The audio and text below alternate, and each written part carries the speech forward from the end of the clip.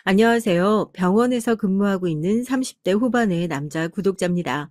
근무 중에 환자분들이 유튜브로 사연 찾아 듣는 거 보고 채널을 처음 알게 됐는데요. 병원에서 일하면서도 저도 별의별 사연 다 보고 지냈다고 생각했는데 여기 올라오는 얘기들 들어보니까 신세계가 따로 없더라고요. 지치고 힘든 업무 중에 하나의 탈출구가 되었던 이곳에 제 얘기를 다 보내는 날도 오고 그저 신기하기만 하네요. 행복한 일들, 감동적인 사연으로 찾아왔으면 더 좋았겠지만 이렇게 분통 터지는 사연으로 찾아오게 되어 한편으로 아쉽기도 하고요. 제가 병원에서 일을 시작한 지도 벌써 10년 차가 다 되어 가네요. 군대 제대하고 대학 졸업한 이후에 바로 일을 시작했으니 아마 그쯤 됐겠다 싶어요. 처음엔 그냥 대학교 졸업하고 취업 전에 아르바이트나 하잔 마음으로 시작했던 일이었는데 어떻게 하다 보니까 이제 평생 직장이라는 마음을 갖게 됐고 이곳에서 아내를 만나 결혼까지 하게 됐으니까요. 그래서 제 직업이 뭐냐고요? 의사, 간호사, 물리치료사 뭐 이런 직업들을 생각하셨겠지만 셋 다 아니고요. 병원 생리를 잘 모르시는 분들께는 생소한 직업일 수도 있는데 전 대학병원에서 이송원으로 근무하고 있습니다. 대학병원에 한 번이라도 와보신 분들은 아시겠지만 침상이 정말 많아요. 의사와 간호사들이 전문적으로 환자들 돌보는 일을 돕기 위해 저희 같은 이송원들이 있고요. 응급실, 병동에 있는 환자분들이 검사실이나 수술실, 진료실로 이동하시는 걸 돕는 일을 하고 있습니다. 그냥 환자 침대에 실어가지고 나르기만 하면 되는 일 아니냐 하시겠지만 대학병원까지 오시는 환자분들 어디가 아파도 크게 아프신 분들이잖아요. 내시경이라도 받고 나면 마취가 덜 깨서 이송원이 제대로 신경 쓰지 않으면 침대 밑으로 떨어질 수도 있고 신경 써서 이송을 하지 않는다면 더 큰 사고로 이어지기도 하거든요. 이런 낙상 위험을 최소한으로 줄이기 위해서 더욱 신경 써서 환자분들의 침상을 이동시켜야 하고요. 혹시라도 이동 중에 어디 부딪히거나 잘못되기라도 하면 그 책임은 고스란히 저희에게 돌아오는 나름대로 고충 많은 일 중 하나입니다. 듣기에 생소한 이 직업을 왜 선택했냐는 질문도 종종 받는데요. 글쎄요, 전 군 제대하고 대학 졸업하고 나서 직업을 선택해야 하는 때가 됐을 때 그냥 작은 일이라도 좋으니 병원에서 일을 할 수 있었으면 좋겠다 그런 생각을 했었거든요. 남들한텐 병원의 이미지가 어떻게 비추어질지 모르겠지만 적어도 저한테만큼은 병원이란 공간이 마냥 무섭고 답답하지만은 않았거든요. 오히려 고마운 분들이 참 많은 곳이었죠. 제가 고등학생 때 저희 아버지께서 3년간 암투병을 하시다가 대학병원에서 세상을 떠나셨어요. 그땐 집에서 간병인을 쓸 수 있는 여유도 없었고 어머니랑 저랑 둘이서 번갈아 가며 아버지 병수발을 들고 있었죠. 투병 생활이 워낙 기셨으니까 병원비도 어마어마하게 많이 나왔고요. 처음엔 아버지가 아파서 누워 계신 것만으로도 참 답답하고 힘들었었는데 병상에 계신 날들이 길어지니까 점점 현실적인 문제가 목을 조르기 시작하더라고요. 남는 거 없이 그저 빠져나가기만 하는 병원비. 아버지가 아프시기 전에 벌어두었던 돈은 진작에 병원비로 다 빠져나가 버리고 제 학비에 아버지 병원비까지 번다고 어머닌 밤낮 할 것 없이 일을 하셔야 겨우 먹고 살 수 있었고요. 길어야 6개월, 이젠 마음의 준비를 하는 게 좋을 것 같다는 얘기를 들었던 날이었습니다. 아버지 침상 옆에 있었던 보호자 간이 침대에 누워서 깜빡 잠이 들었는데 밤 늦게까지 식당에서 설거지를 하다 오신 어머니가 병실 문 열고 들어오는 소리에 잠에서 깼어요. 아버지 옆에 앉아서 조용히 흐느끼시던 어머니가 한마디 하시더라고요. 여보, 정말 미안해. 나도 이제 힘들어서 더 못하겠어. 응? 이제 우리 그만 고생시키고 당신도 편하게 눈 좀 감아. 이러다 우리 식구 다 죽게 생겼어. 응? 미안해. 미안해요. 잠에서 깼는데도 차마 눈을 뜰 수 없더라고요. 어머니의 그 사무친 울음소리, 누구보다 아버지를 사랑하셨던 분이었는데 아버지 머리맡에 앉아 하시는 말씀이 이제 가족들 그만 고생시키고 떠나주면 안 되겠냐는 그 말씀. 제가 어떻게 그런 소리를 하시는 어머니를 원망할 수 있었겠어요. 누구보다 힘든 하루를 보내고 계셨던 어머니. 얼마나 무거운 어깨로 가족들 다 잠든 사이에 그 말씀을 겨우 꺼내셨는지 그 마음을 이해하니까 저도 왈칵 눈물이 쏟아질 것 같아서 괜히 뒤척이는 척하며 이불을 머리 끝까지 당겨서 덮고 소리도 못 내고 줄줄 울었네요. 아버지 투병 생활을 한답시고 구멍난 독에 물을 붓듯이 돈이 다 빠져나가 버리니 대학에 합격했는데도 당장 학교 등록할 돈이 없어서 허덕이고 있었을 때였습니다. 집안 사정 힘든 거 뻔히 알고 있으니 어머니한테 합격증 꺼내 당당하게 자랑도 못하겠더라고요. 아마 담임 선생님 통해서 제가 대학에 합격하신 건 알고 있었을 거예요. 병원 복도에서 제 손 꼭 붙들고 그러시더라고요. 미안한데 너 대학 가는 거 1년만 미루면 안 되겠냐고요. 엄마, 나 대학 안 가도 괜찮아. 응? 대학 안 가도 성공하는 사람이 얼마나 많은데.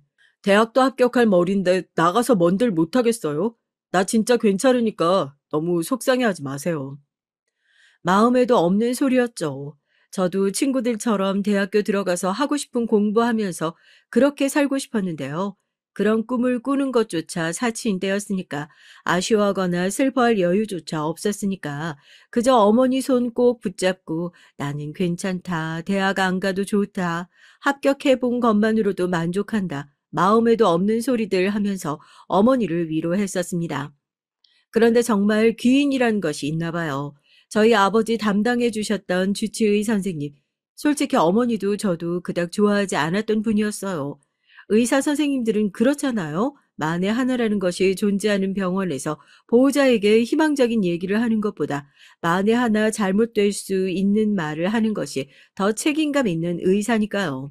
펑펑 울면서 저희 아버지 항암 치료만 잘 받으면 살 수도 있지 않냐, 더 살 수 있지 않냐 매달릴 때 단호하게 지금부터 마음의 준비하셔야 한다. 그런 부정적인 소리들만 얘기하는 참 원망스러운 사람이었죠.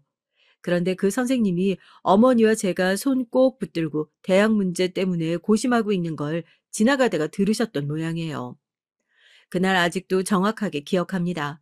일요일 아침 회진 나올 시간도 아닌데 갑자기 저희 병실을 들어온 주치의 선생님을 보고 아버지가 뭐 그 사이에 더 잘못되시기라도 하신 건가 둘 다 겁을 잔뜩 집어먹고 선생님 쳐다보고 있는데 주머니에서 두툼한 흰색 봉투 하나 꺼내시더라고요. 나중에 대학 졸업하고 돈 벌기 시작하면 그때 갚아라. 응? 내가 이자 따로 안 받을 테니까 네가 대학을 가야 집안을 일으켜 세울 거 아니야. 아버지 병수발만 들다 내 인생 이렇게 망했다. 원망스러운 마음으로 아버지 보내드리면 아버지도 마음 편히 못 가셔.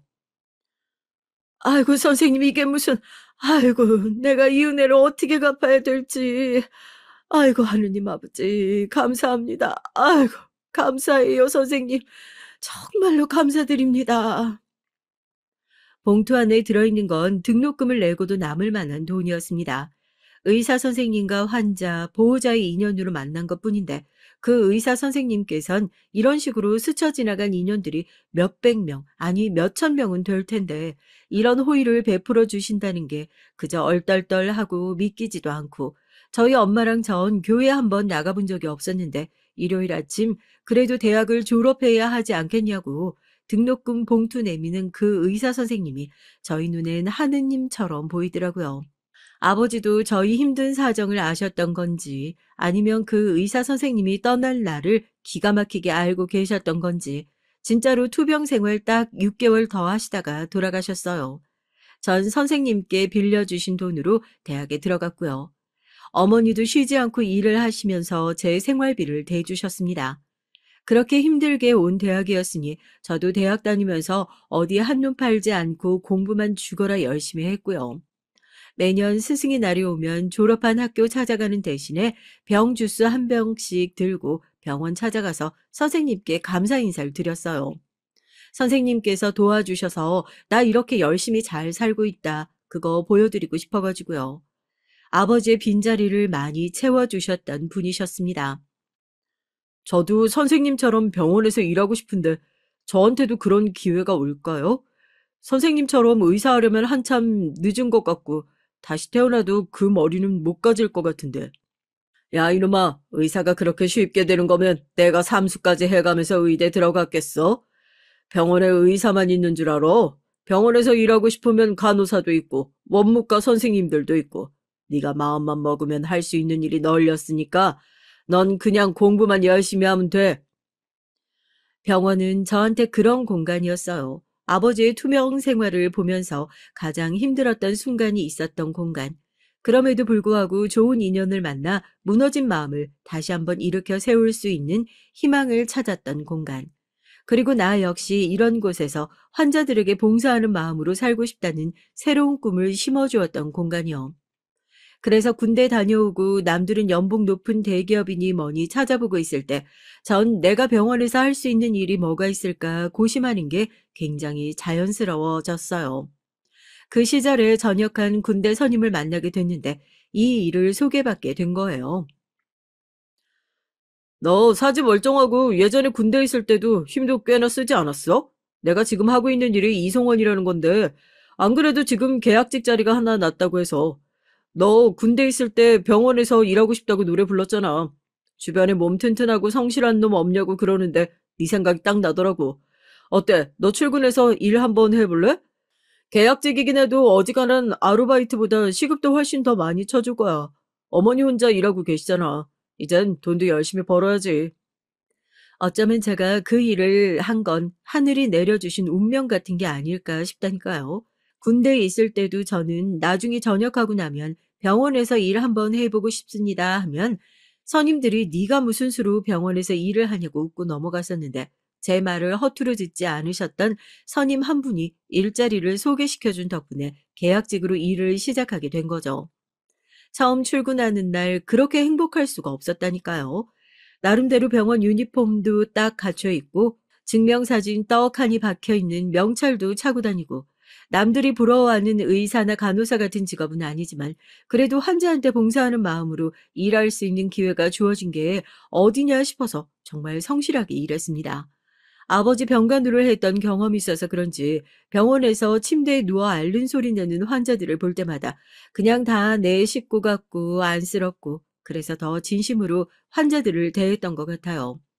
돈 받으니까 하는 일이다 하는 생각도 있었지만 계약직 주제에 나름대로 사명감을 갖고 일을 했고 그 모습이 꽤나 좋게 보였던 것 같더라고요. 효성아, 이번에 우리 회사에서 대학병원에서 일할 이송원 채용하고 있는데 너 이쪽으로 시험 한번 안 볼래? 대학병원이라 지금보다 관리해야 하는 배두 수도 훨씬 더 많고 땡땡 대학병원 너도 들어봤지? 이곳에선 대기업 저리가라는 자리야. 그동안 내가 너 일한 거 옆에서 봐왔지만 너처럼 성실하게 일하는 사람이 어딨냐? 내가 대준이한테도 이 자리 물어봤었는데 대준이가 그러더라. 자기는 어디 가서 너처럼 열심히 할 자신 없다고. 자리 난 거 너한테 제안해 주셨으면 좋겠다고. 둘이 군대 선후임 사이라고 했지? 너 주변에 사람 참 잘 두고 지냈던 모양이다. 하긴 너처럼 성실한 사람을 누가 안 좋아하냐 싶겠냐만 말이다. 저야 시켜만 주시면 당연히 잘할 수 있죠. 뭐든 맡겨만 주시면 열심히 하겠습니다. 감사해요. 저 거기 가서도 회사에 패기치는 일 없이 열심히 잘 해볼게요. 절 이 자리에 소개시켜 주신 군대 선임이 일자리 제안 받자마자 저한테 양보하고 싶다고 얘기를 했답니다. 그 마음이 너무 고마워서 일 끝나고 같이 소주 한잔하면서 옷소매로 눈물 훔치며 감사하다고 술집에서 쩌렁쩌렁 인사하며 고개 숙이니까 무슨 조폭이냐고 너처럼 열심히 하는 사람이 성공했으면 좋겠다고 제 어깨를 다독여 주셨어요. 무식하게 일만 하고 잘할 자신 없으니 열심히라도 해보자 우직하고 성실하게 일했던 날들은 결코 절 배신하지 않았습니다. 그렇게 지금도 제가 몸담고 있는 대학병원의 전담 이송원으로 근무를 시작하게 됐죠. 확실히 일하는 곳이 커지니까 쉽지만은 않더라고요. 워낙 힘든 일이니까 직원을 뽑아놓고 나면 금방 관둬버리고 도망가는 사람도 많고요. 새로운 사람을 뽑을 때마다 그 빈자리는 고스란히 제가 채워야 했습니다. 그땐 그냥 나한테 이런 기회가 온 것이 너무 감사하기만 해서 힘든 줄도 모르고 일했죠. 엘리베이터 기다리는 시간이 아까워서 계단을 몇 층씩 뛰어 오르내리며 일을 하고 그랬어요. 그러면서 자연스럽게 대학병원에서 일하는 간호사들이랑 가장 가까워졌었던 것 같습니다. 간호사들이 환자 인수인계지 내려주면서 이송 요원을 요청하거든요. 아내는 저와 같은 병원에 막 신규로 들어온 간호사였습니다. 태움이라고 혹시 들어보셨어요? 생명을 다루고 촉각을 다투는 병원이다 보니 작은 실수에도 큰 사고로 이어질 수 있어 다들 예민하기도 하고 간단한 실수도 더 크게 혼나는 모습을 여러 차례 봤어요. 신규로 발령받은 간호사들 중에서 그렇게 혼 안 나면서 일하는 간호사가 어디 있겠습니까?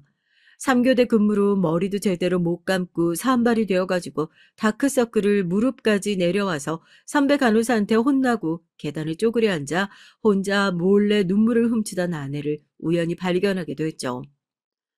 신규로 들어오신 간호사 선생님 맞으시죠? 여기 생각보다 사람들 많이 지나다녀서 울기엔 별로 안 좋아요. 저기 별관 계단엔 정말 아무도 안 다니니까 속상한 일 있으면 거기 가서 펑펑 울어요. 오늘 저 아무것도 못 본 걸로 할게요. 수간호사 선생님 때문에 그러는 거죠? 우리 둘이 있으니까 하는 소리긴 한데 그 선생님은 저도 무서워서 죽겠더라고요. 성격이 그렇게 못돼서 여태 결혼을 못하고 있는 건가 싶기도 하고요. 그날도 엘리베이터 기다리다 답답해서 계단 문 열고 뛰어내려가고 하는데 저 끝에 누가 웅크리고 앉아 펑펑 울고 있더라고요. 언제부터 울었나 무릎에 눈물 자국이 선명한 게 안쓰러워서 차마 그냥 지나칠 수가 없어서 옆에 털썩 앉아 나름 위로를 했습니다. 괜히 수간호사 선생님 얘기를 과장되게 하니까 그제서야 퉁퉁 부은 눈으로 감사합니다 기어들어가는 소리를 내면서 웃더라고요. 그때 그렇게 구석에서 울고 있던 막내 신규 간호사가 제 아내가 될 줄 누가 알았겠어요. 1년이 지나고 막내 간호사 밑으로 또 신규 간호사가 들어오고 제법 의젓해진 모습으로 선생님 저 이제 안 울어요 하고 해맑게 웃던 아내의 모습. 그때까지만 해도 아내는 백의의 천사 같은 모습이었어요. 이렇게 순수하고 착한 사람이 세상에 또 있을까 싶었죠. 그렇게 마냥 착하기만 했던 아내가 불과 몇 년도 지나지 않아 잔인하게 저에게 비수를 꽂게 될 줄 누가 알았겠습니까? 뭐가 그렇게 아내를 변하게 만들었던 걸까요? 아니면 원래 이런 모습이었는데 저만 모르고 있었던 걸까요? 아내를 처음 만났었던 때를 생각하면 제가 겪은 충격에서 빠져나오기가 더 쉽지 않아지는 것 같아 마음이 참 좋지 않습니다. 아니, 의사도 아니고 뭐, 이송원?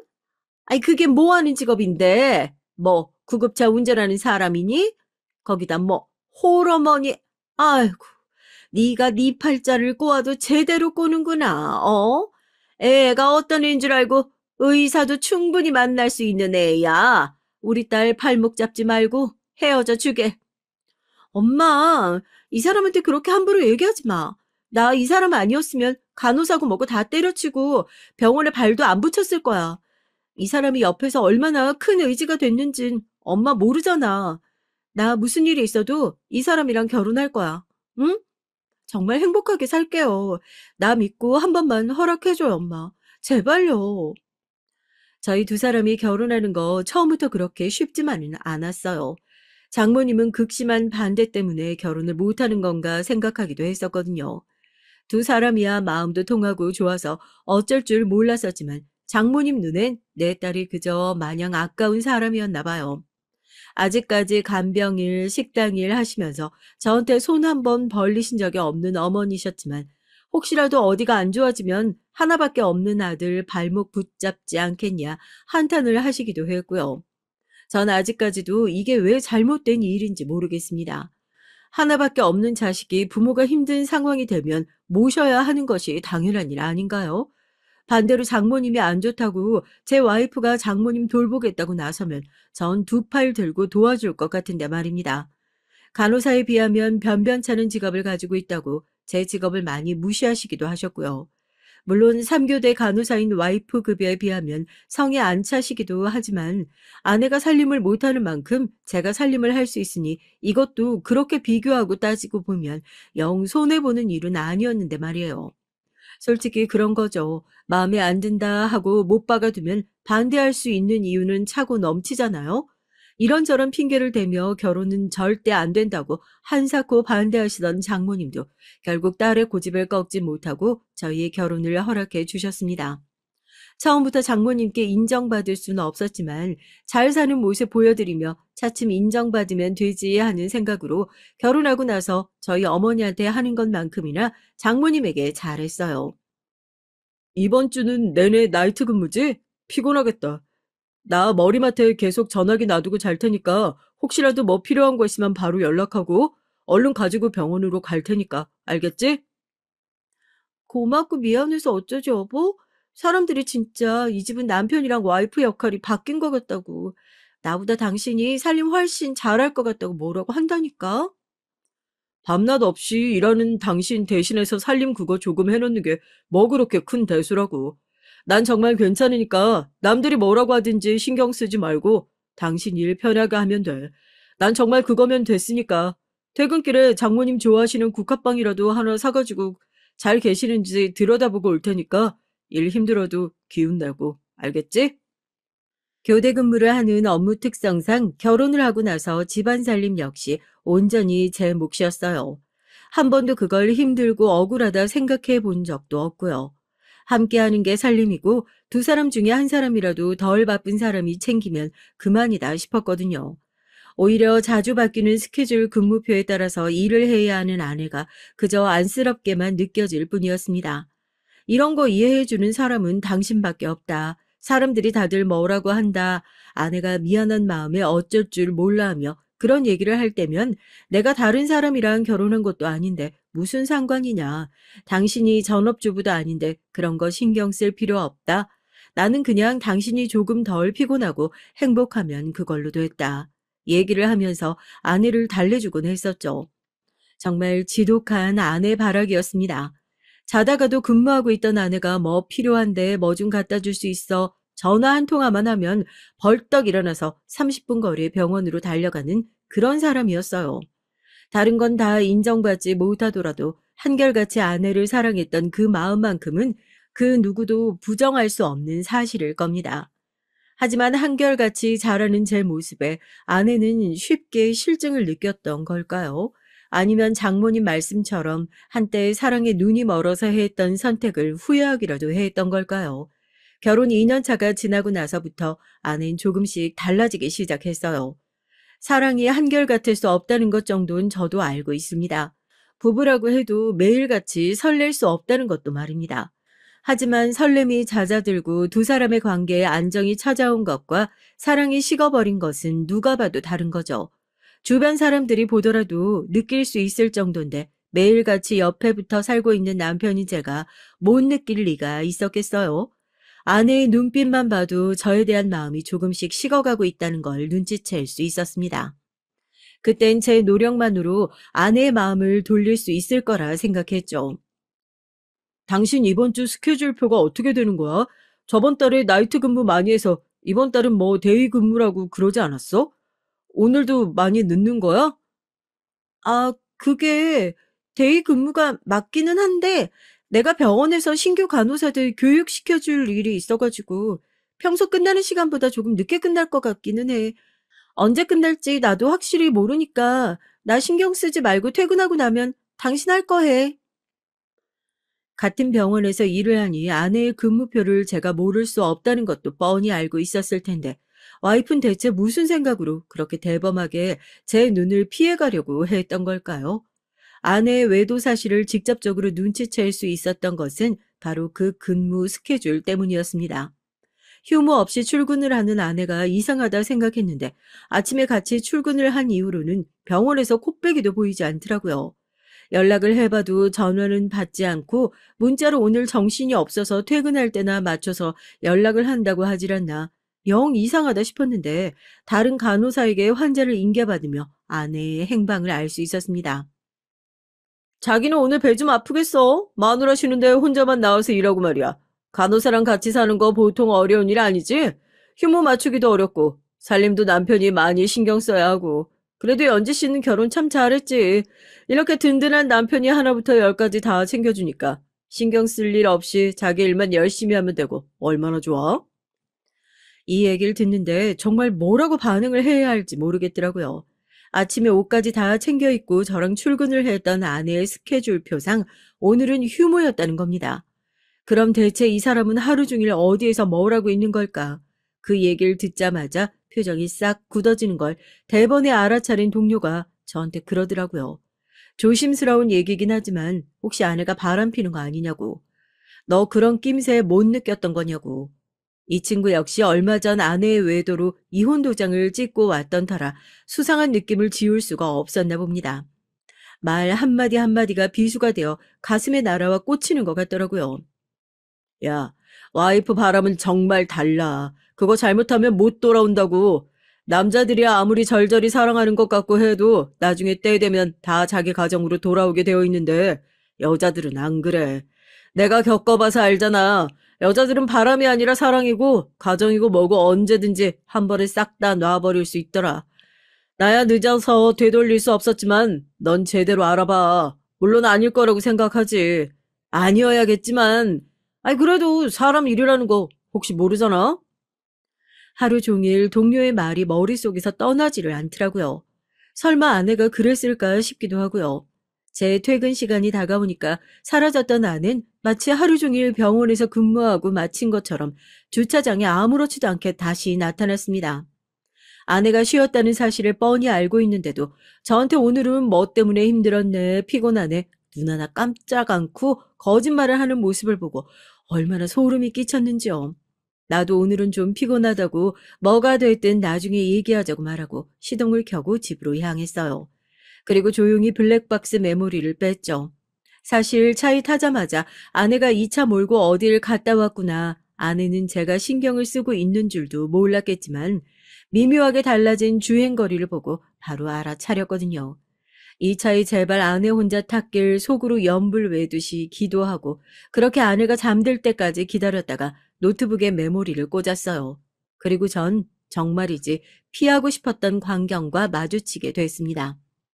영상 속에서 들리는 아내의 목소리, 제가 근무하고 있는 동안 조수석에 타고 있는 다른 남자에게 자기야라는 다정한 호칭을 붙여가며 얘기하는 목소리가 생생하게 녹음되어 있더라고요. 그거 하나만으로도 충격받아 기절하기 일보 직전인데 차에서 내려서 아내의 주차를 도와주는 상간남의 얼굴을 확인하자마자 세상이 무너지는 것 같았어요. 저도 아는 사람이더라고요. 저희 병원으로 들어온 지 얼마 안 된 의사 선생님. 며칠 전까지 저랑 지나치면서 젠틀하고 사람 좋게 인사를 하던 그 사람이 조수석에서 내려 아내의 주차를 도와주고 있더군요. 제가 집에서 죽어라 아내 뒷바라지를 하고 있던 그때 아내는 제 보살핌을 받으며 다른 남자와 하하호호 놀아나고 있었던 사실이 어떻게 믿어지겠냐고요. 부정도 해보고 끓어오르는 속을 참아보기도 하고 솔직히 아주 짧은 순간이긴 했지만 내가 봤던 것들 그냥 싹 다 덮어놓고 모른 척할까 생각도 했습니다. 다른 남자와 뻔히 외도를 저지른 것을 알고 있으면서도 눈 감아줄까 고민할 정도로 그만큼 아내를 사랑했었으니까요. 그렇게 뜬 눈으로 밤을 지새우고 둘 다 휴무를 맞이하게 됐죠. 아무 말도 하지 못하고 거실에 멍하니 앉아있는 절 보더니 아내도 뭔가 이상한 낌새를 눈치채했던 모양입니다. 무슨 일 있냐고, 뭐 할 말이 있냐고 먼저 눈치를 보면서 말을 걸어오더라고요. 밤새도록 아무리 고민해봐도 이대로 모른 척 하는 것은 말이 안 된다는 결론에 이르렀고 전 아내가 마지막까지 저를 속이지 않기를 간절히 빌며 어제 출근을 한 게 맞냐 물었습니다. 아내가요, 눈 하나 깜짝하지 않고 거짓말을 하더라고요. 어제 뻔히 같이 출근해놓고 지금 무슨 뚱딴지 같은 소리를 하는 거냐고요. 그 대답에 신락같이 이어져 오던 마지막 신뢰마저 와르르 무너져 버리고 말았습니다. 난 당신이 그래도 끝까지 거짓말하지 않길 간절히 빌었는데 그 간단한 것조차 당신은 안 되는구나. 내가 지금 아무런 증거도 없이 당신한테 이런 질문 했을 것 같아? 당신 바람 피고 있는 거 내가 다 알고 지금 물어보는 거라고. 이래도 발뺌할래? 어? 전 끝까지 오리발을 내미는 아내에게 블랙박스 영상을 보여줬어요. 그제서야 입 꾹 다물고 아무런 말도 하지 않더라고요. 제가 차라리 변명이라도 해보라고, 그런 사이 아니라고, 거짓말이라도 또 해보라고 아내를 붙들고 흔들었지만 결국 아내는 제 깨져버린 신뢰를 다시 한번 짓밟고 말았습니다. 그 사람을 진심으로 사랑하고 있다고 기가 막혀서 헛웃음밖에 안 나오더라고요. 남편 앞에 두고 다른 남자를 사랑한다는 소리를 저렇게 아무렇지도 않게 뻔뻔하게 할 수 있었던 사람이었구나. 내가 그동안 어떤 사람이랑 이 부부 생활을 이어온 걸까 믿기지 않는 현실이 참혹하게 다가오기만 했습니다. 나 이제 당신 같은 사람이랑 사는 거 지겹고 지쳐. 당신도 봐서 알잖아. 저 사람 능력도 좋고 저 사람도 나 진심으로 사랑한다고 그렇게 얘기했어. 이미 당신 눈으로 뻔히 다 봐놓고 무슨 대답을 듣고 싶어서 이래? 긴 말 안 할게. 그냥 조용히 헤어져 주라. 같은 병원 일하면서 서로 얼굴 붉히기도 싫고 소문나 봤자 서로 좋을 거 없잖아. 그냥 성격 차이라고 사람들한텐 그렇게 얘기하고 우리 갈라서자, 응? 내가 뭐 좋으라고 이혼을 해줘. 소문나는 게 무서우면 바람을 피우지 말았어야지. 새로 들어온 의사랑 눈 맞아서 가정 깨고 바람 피웠다. 소문 나봤자 엿대는 거 당신밖에 없어. 나? 그 소문 나서 사람들이 불쌍하게 볼까봐 이제 와서 그게 걱정되냐? 나 진짜 아무렇지도 않아. 이제 와서 나 배려해주는 척, 생각해주는 척 하지 마. 당신 그거 아주 역겨우니까. 어떻게 되든 망하는 건 당신뿐인데 왜 나까지 붙들고 늘어지려고 그래? 뭐 좋으라고 이혼을 해, 어? 내가 그동안 당신한테 어떻게 했는데, 장모님한테 어떻게 했는데, 이딴 식으로 뒤통수를 쳐? 어디 그 남자랑 실컷 바람 피우고 놀아봐. 내가 순순히 이혼해주나. 그럴 일 절대 없으니까. 마음 같아선 아내의 귓방망이라도 한 대 올려붙이고 싶은 심정이었죠. 주먹을 꼭 쥔 손이 덜덜 떨리는 게 느껴지더라고요. 남아있는 건 악에 바친 모습밖에 없었습니다. 뭐 좋으라고 이혼을 해주냐고. 절대 그럴 일 없다고 고래고래 소리를 지르니까 아내는 내가 그러면 당신이랑 못 헤어질 줄 아냐. 어떻게든지 이혼해줄 수밖에 없을 거다. 끝까지 그 두꺼운 낯짝을 들이밀며 되려 화를 내더니 짐을 챙겨 밖으로 휙 나가버렸어요. 배우자의 외도를 경험해 보신 분들이라면 제 심정을 공감하실 겁니다. 상실감? 허탈감? 내가 세상에서 제일 믿고 의지했던 사람이 날 배신했다는 그 배신감 때문에 가만히 있는데도 미쳐버릴 것 같더라고요. 그리고 그날 저녁 먼저 연락이 왔던 것은 아내가 아닌 장모님이었습니다. 잠깐 얼굴 좀 봤으면 좋겠다. 집으로 오시겠다 하시길래 그러시라고 했죠. 전 솔직히 장모님이 저한테 무릎 꿇고 사과라도 할 줄 알았습니다. 딸 자식 잘못 키워놔서 이런 사고를 쳐서 진심으로 미안하다고 사과라도 받을 수 있을 줄 알았죠. 콩 심은 데 콩 나고 팥 심은 데 팥 난다고 그렇게 뻔뻔한 태도를 일궈나던 아내를 장모님이 낳았다는 사실을 깜빡했습니다. 저희 집에 당당하게 들어오신 장모님, 불난 집에 기름을 붓는 것도 아니고 들어오셔서 의자에 앉지도 않고 저한테 자기 딸이랑 이혼을 해달라고 부탁을 하더라고요. 그게 부탁인가요? 아니요, 저 그 사람이랑 절대 이혼 안 할 겁니다. 제가 뭐 아쉬워서요. 아무리 둘이 죽고 못 살아도 그 두 사람 평생 바람 피우는 사람 상간남 꼬리표 달고 살게 해줄 겁니다. 소송도 안 할 거고 이혼도 안 할 거예요.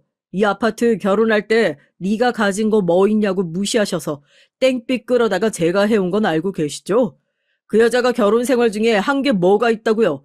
살림도 다 제가 했어요. 바람핀 마누라 뒷바라지 해준 것도 억울해 죽겠는데 이혼하고 나만 생고생해서 모은 재산까지 나눠주라고요? 세상에 그런 호구가 어딨답니까? 김서방, 내가 자네 그냥 안쓰러워서 하는 소리야. 이미 마음 떠난 여자 붙들고 살아서 뭐 할 건가? 김서방, 나도 의사 사위 좀 보고 싶네, 응? 그 변변찮은 사위 말고 사자 붙은 사위 좀 보고 싶다는 게 그렇게 욕심이야? 돈이 문제면 내가 이 아파트 살 때 낸 빚 갚아주면 그만 아닌가. 내가 5억 줄 테니까 이혼 서류에 도장 좀 찍어주게. 병원에 소문내지 않겠다. 각서만 쓰면 내가 이 아파트 빚 다 갚아줄 테니까. 그러면 되지 않겠어? 와, 진짜 미쳐버릴 것 같더라고요. 의사사위 보고 싶으니까 헤어져 달라는 장모님의 말. 그 엄마의 그 딸이구나. 이 일을 어떻게 꽉 물고 있었는지 턱이 다 아플 정도였죠. 그래서 어떻게 했냐고요? 5억 들고 오셔라 그랬어요. 장모님한테 의사사위 보게 해주고 싶은 마음이 있어서가 아니라요. 이딴 식으로 나오는 사람들 저 혼자 가족이라고 붙들고 있는 게 무슨 의미가 있나 싶어 저도 진짜 다 포기하고 싶은 마음이 들더라고요. 이왕 이렇게 된 거, 그래, 저 여자가 바람 피워 이혼하는데도 꼴랑 위자료나 조금 챙겨받고 헤어질 바에 나도 이기적으로 굴어보자. 장모님이 나서서 아파트 빚 갚아주고 위자료 해준다는데 지금 이 상황에 그거 마다할 이유가 뭐가 있나 싶어서 알겠다고 했던 거였어요. 그 두 년놈들 병원에서 놀아나는 모습 더 볼 자신도 없고 그 돈 받고 그냥 나도 깔끔하게 병원 관두고 다 정리해야겠다 생각했죠. 그냥 호기롭게 한 소린 줄 알았는데 의사사위 좀 한번 보고 싶단 그 마음이 생각보다 진심이었나 봅니다. 다음날 아내는 여전히 집에 들어오지 않았고 대신 장모님이 집으로 찾아오셔서 그러더라고요. 이제 이 돈 받고 병원이고 뭐고 다 정리하고 우리 안 보이는 데서 조용히 살아달라고. 이 정도면 충분히 섭섭하지 않은 위로금은 되지 않겠냐고요. 그렇게 통장에 5억이 그대로 들어와 꽂히고 장모님이 대신 오셔서 이혼 서류에 제 도장 받아갔습니다. 짧았던 결혼 생활이 정말 더럽고 처절하게 마무리가 되고 말았죠. 편의점에서 소주 한 병 사가지고 들어와서 혼자 술잔을 기울이면서 통장에 꽂힌 돈을 바라보는데 너무 억울해서 눈물이 쏟아졌어요. 간호사 며느리 들어와서 나중에 아파도 걱정 없다 웃으면서 얘기하셨던 어머니 얼굴도 머릿속으로 스쳐 지나가고요.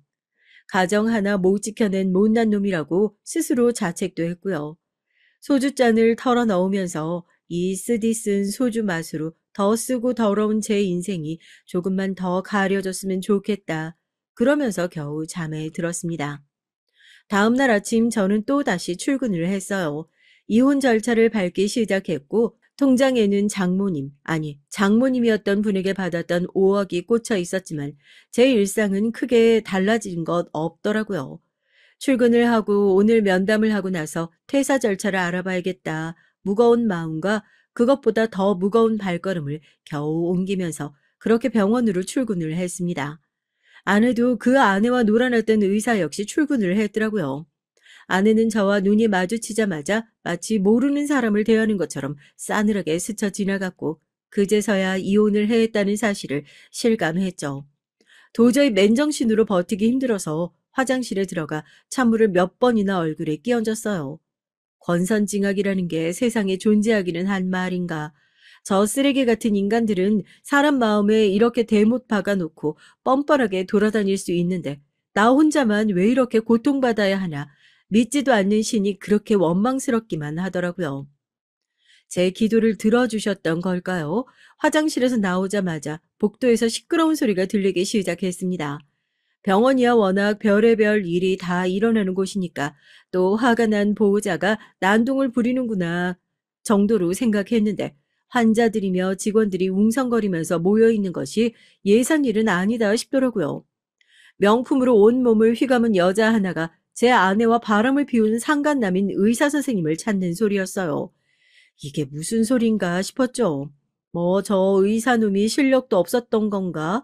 의료사고라도 냈던 건가 했는데 저를 발견한 동료 간호사가 하는 얘기에 정말 깜짝 놀랄 수밖에 없었습니다. 그저 보호자라고 생각했던 저 여자분이 그 상간남의 아내랍니다. 그러니까 병원에서 총각 행세를 하고 다녔던 그놈도 본처가 있는 유부남이었던 거죠. 미친 거 아니야? 지금 저 마누라가 와서 이 병원에 자기 남편이랑 붙어먹은 간호사가 있다고 난동을 피우고 있나 봐. 아무리 말려도 자기 몸에 손대면 다 고소할 거라고 난리를 치고 있어서 지금 다들 찍소리도 못하고 있잖아? 대체 어떤 강 큰 여잔지. 그 강 큰 여자가 제 아내라는 사실을 전 이미 알고 있었기에 아무 말도 하지 않고 입 꾹 다물고 있었어요. 자기 남편이랑 바람 피운 상간녀의 번호는 알고 있었는지 니년이 끝까지 안 나오면 내가 못 찾을 줄 알아 소리를 지른 여자가 어디론가 전화를 걸기 시작했죠. 다들 숨을 죽이고 그 광경을 지켜보는데 웅웅거리는 진동소리 끝엔 얼굴이 창백하게 질린 제 아내가 서 있었습니다. 의사 본처는 너 잘 걸렸다 하는 표정으로 전화 팍 끊고 제 아내에게 다가가고 제 아내는 그제서야 횡설수설 변명을 하기 시작했어요. 저 정말 선생님 유부남인 줄 모르고 있었어요. 저희한텐 분명 이혼한 지 오래됐다고 전처도 별거하고 다른 지역에 산다고 그렇게 말씀하셔서. 의사와 바람을 피운 강 큰 간호사가 제 아내라는 사실을 그제서야 병원 사람들 모두가 알게 됐고 사람들이 모두 경악스러운 표정으로 저와 아내를 번갈아 쳐다보더라고요. 그 본처라는 사람이 사람들 다 보는 앞에서 제 아내의 뺨을 속 시원하게 후려 갈겼습니다. 아내가 찍소리도 하지 못하고 무릎을 털썩 꿇으니까 사람들이 말릴 새도 없이 다시 한번 손을 들어 시원하게 뺨 한 대 더 올려붙이더라고요. 아무 말도 하지 못하고 무릎 꿇고 덜덜 떨고 있는 아내의 멱살을 잡아 올리려고 하는데 그때 정말 기가 막힌 일이 일어났어요. 다른 여자 간호사 한 명이 어디서 쏜살같이 뛰어와서 그 본체 앞에 냅다 무릎을 꿇는 것이 아니겠어요? 저 선생님이랑 정말 사랑하는 사이예요. 아내분이 계신 줄은 몰랐는데 저도 방금 얘기 듣고 안 거였어요. 제가 다 해명할 테니까 병원 소란스럽게 하지 마시고. 최 간호사님? 구경하던 사람들이 다들 벙쪄서 쳐다봤다니까요. 아내의 멱살을 잡아 올리려 했던 상간녀도 지금 이게 무슨 상황인가 어이가 없어 쳐다보다 그래요. 하나가 아니라 둘이었구나 하고요. 그러니까 그 의사놈 총각 행세를 한 명한테 하고 다닌 게 아니었나 봅니다. 제 아내와 또 다른 외도 상대였던 간호사도 서로 어이없다는 듯이 바라보고 본처가 바로 앞에 시퍼렇게 눈을 뜨고 있다는 사실도 모르고 네가 먼저였네 내가 먼저였네 거기서 쌈박질을 하더라니까요. 선생님은 내가 먼저 만났어. 난 선생님이 곧 나가서 개원하신다고 해서 빚까지 내면서 병원 차리는 비용까지 대줬다고. 웃기는 소리 마세요. 전 선생님이랑 같이 병원 자리도 보러 다녔어요. 병원 차리고 나면 제가 일할 수 있는 수간호 자리도 주신다고 분명 저한테 그러셨다고요. 제가 선생님한테 갖다 준 돈이 얼만데 무슨. 니네 지금 아주 간이 배 밖으로 나왔지? 이 미친놈이 한 명이랑 붙어먹은 줄 알았더니 병원 간호사들 상대로 아주 생쇼를 하고 다녔구나. 어? 야, 그놈 의사 만들어준 게 나야. 우리 친정에서 그놈한테 여태까지 퍼다 나른 돈이 얼만데, 어? 그놈 집구석 거지라서 땅바닥에 내앉게 생긴 거 우리 아버지가 여태까지 다 도와준 건데 이제 와서 바람만 핀 줄 알았더니 아주 간호사들 꼬리치고 다니면서 돈까지 뜯었구나. 기가 막혀서. 그제서야 아내와 또 다른 상간녀인 간호산 자기들의 처지를 깨닫게 된 겁니다. 그냥 돈을 뜯기 위해 노란한 관계일 뿐이었다는 것을요. 그때 이 더러운 얘기의 진짜 주인공이 사색이 되어 달려오더라고요. 그 의사놈이요. 친구가 그런 얘기를 했죠. 남자는 바람을 펴도 자기 가정으로 돌아가게 되어 있다고요. 그 말이 딱 들어맞더라고요. 가운 펄럭거리면서 달려온 의산 자기 마누 앞에 무릎을 꿇고 앉아서 한 번만 용서해달라고 그냥 조금 친절하게 대해준 것뿐인데 이 여자들이 다 오해한 거다. 되도 않는 변명을 늘어놓기 시작했습니다. 그 모습 보고 상간녀였던 두 사람은 지금 그게 무슨 말이냐고 나한테 사랑한다고 하지 않았냐 멱살 잡고 흔들고 사람이 얼마나 밑바닥으로 떨어질 수 있는지 그 광경을 보니까 알겠더라고요. 정말 기가 막혀서 아무 말도 안 나왔습니다. 여보, 내가 당신 아니면 누구랑 살겠어, 응? 장거리 하면서 외로워서 내가 잠깐 실수했나 봐. 당신 나 사랑하잖아. 이번 한 번만 용서해주면 이제 이런 것들이랑 절대 다시는 안 늘어날 테니까 제발 여보, 한 번만 용서해줘, 응? 개소리하고 앉았네. 네 놈이나 이것들이나. 야, 넌 네 남편도 있다며. 하여튼 끼리끼리 만나는 건 과학인가 보다. 하긴 그렇게 넋 빠진 여자니까 이놈이 진짜 부잣집 의사인 줄 알고 팔자 한번 펴보겠다고 그렇게 몸 비비면서 달려들었겠지. 니네 죄다 속은 거야. 이놈이 그런 놈이라고, 어? 어떡하니? 니네 몽땅 이제 돌아갈 가정도 없어진 것 같은데. 넌 이혼이야. 바람피다 걸리면 이럴 거 예상도 못했어? 대체 그런 멍청한 머리로 의사는 어떻게 됐니? 병원 복도에 털썩 주저앉아 있는 세 사람 꼴이 얼마나 우스웠는지요. 환자들도 다 나와가지고 세상에 저런 파렴치한 인간들이 다 있냐. 이거 병원에서 나서서 징계를 주든지 자르든지 해야 하는 거 아니냐. 말을 보태기 시작했어요. 그때 허망하게 바닥에 주저앉아 있는 아내와 눈이 마주쳤습니다. 아내는 정말 제 앞에 무릎을 꿇은 채로 기어와가지고는 그제서야 용서를 빌기 시작하더라고요.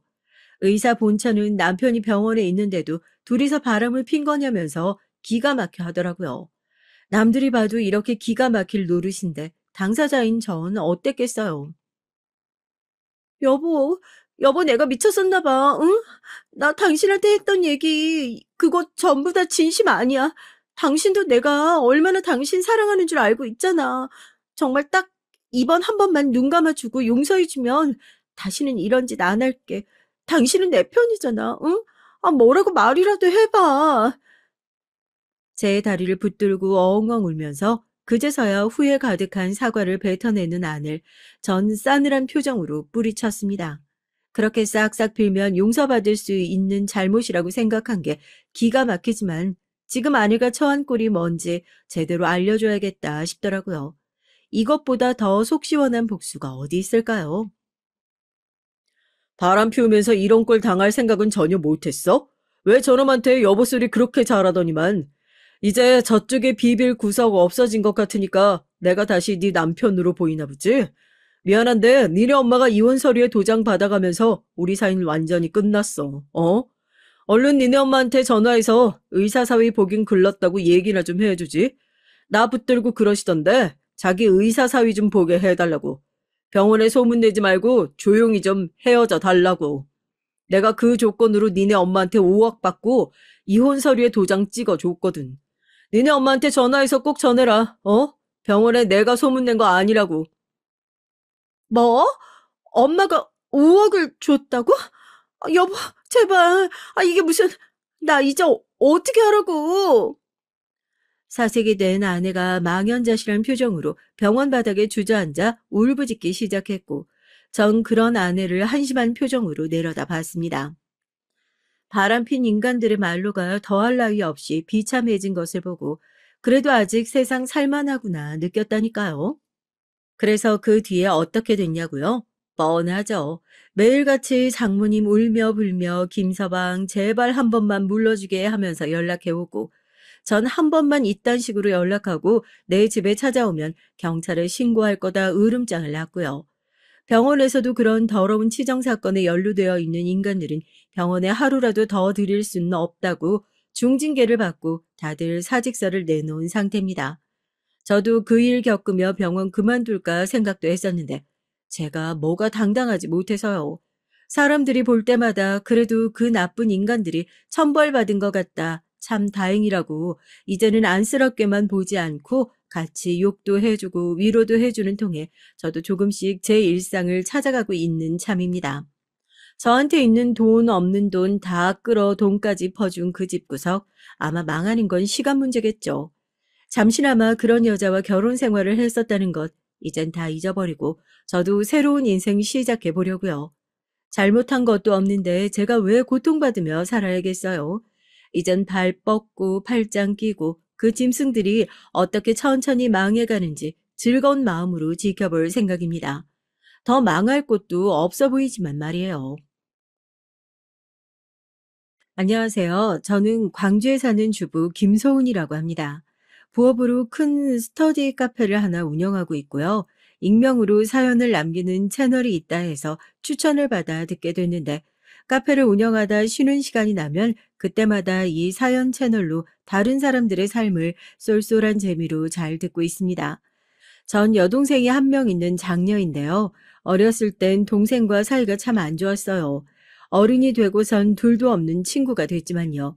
이유는 바로 저희 집안의 환경 때문이었는데요. 저희 집은 아버지의 사업 실패로 일찍이 이사를 10번 넘게 다녀야 할 정도로 형편이 안 좋았습니다. 그렇기에 어머니는 매일 식당을 나가셔야 했고 일을 하루도 쉴 수가 없으셨어요. 벌어오는 돈이 적다 보니 당연히 생활에도 지장이 생겼는데 책가방 하나, 문제집 하나 살 돈도 부족했죠. 특히나 저희가 다니는 학교엔 잘 사는 지역의 아이들이 많았기에 더더욱 못 사는 애들은 확연히 뚜렷하게 비교가 됐습니다. 그 점에서 전 집에 대한 불만이 많았고 동생은 누군가를 만나도 쉽게 위축이 됐죠. 전 집 밖에서 다른 아이들과 놀러 다니며 스트레스를 풀었습니다. 물론 누군가를 괴롭힌다고 하는 방식으로 논 것은 아니었고요. 그저 저희들끼리 학교에 안 나가고 놀이터나 공터 같은 곳을 다니며 논 것이었어요. 반면 동생은 저와 다르게 성격이 소심하고 유약한 편이었습니다. 그래서인지 제가 집에 들어오면 동생은 저를 기다리고 왜 이리 늦게 왔냐 매달렸는데 전 그 말이 너무 듣기 싫었습니다. 그땐 동생과 제가 성격이 정말 안 맞는다고 생각했어요. 아니, 그러게 누가 기다리래? 너도 친구 사겨. 친구 사귀면 되잖아. 왜 날 기다려서 마음 불편하게 만들어? 그리고 집에 있을 거면 설거지라도 해놓든가. 저게 뭐냐? 접시 다 쌓여있네. 언니, 꼭 그렇게 말해야 돼? 섭섭해. 나 친구 없는 거 알잖아. 소심해서 친구도 못 사귀는 성격인데. 언니까지 날 버리는 거야? 뭐라는 거야? 엄마도 맨날 바쁘고 나 챙겨주지도 않고 뭐 학교 생활 잘하냐고 물어봐 주지도 않는데 언니라도 좀 물어보고 챙겨주면 안 되는 거야? 내가 학교에서 무슨 일을 겪고 있는지 알지도 못하면서. 전 이때 동생이 학교에서 무슨 일을 겪었는지 전혀 알지 못했습니다. 솔직히 말하면 알려고 들지도 않았죠. 매일 밖으로 돌아치며 집에 관한 스트레스나 불만을 풀기 바빴으니까요. 그러다 고등학교에 올라가서 제 처지를 객관적으로 바라봐주는 담임 선생님을 만나게 됐어요. 선생님은 제가 머리가 좋은데 공부량이 부족하다며 조금만 공부해도 좋은 대학에 갈 수 있을 거라고 말씀을 하셨습니다. 지금껏 어떤 어른도 저에게 관심을 준 적이 없었는데 선생님의 말에 용기를 얻은 저는 조금씩 엉덩이를 붙이게 됐죠. 물론 처음엔 이과 공부해봤자 대학 갈 돈도 없을 텐데 뭐하러 하나 싶었지만 장학금이라는 제도가 있다는 걸 알고는 마음을 다시 다잡았습니다. 그렇게 공부를 전념하고 있을 때쯤이야 동생이 어떤 위험한 일을 겪고 있다는 것을 어렴풋이 알게 됐죠. 제가 고등학생일 때 동생은 당시 중학생이었는데 동생이 언젠가부터 학교에 나가질 않더라고요. 제가 왜 안 나가냐고 물어도 대답을 안 하고 이불을 뒤집어 쓰고만 있었고요. 거기다 동생은 공부를 잘하는 모범생이었기에 학교 선생님들의 기대가 컸는데 동생의 결석 문제로 학교에서 전화까지 오더라고요. 지켜보는 저도 동생이 왜 그러는지 몰라서 가슴이 답답했습니다. 어머니 역시 급기야 식당 일을 하루 휴가 내시고 동생을 붙잡고 앉아 어르고 달래봤죠. 그런데 이때 동생의 입에서 너무 충격적인 얘기가 나오는 거예요. 소진아, 너 왜 학교 안 가?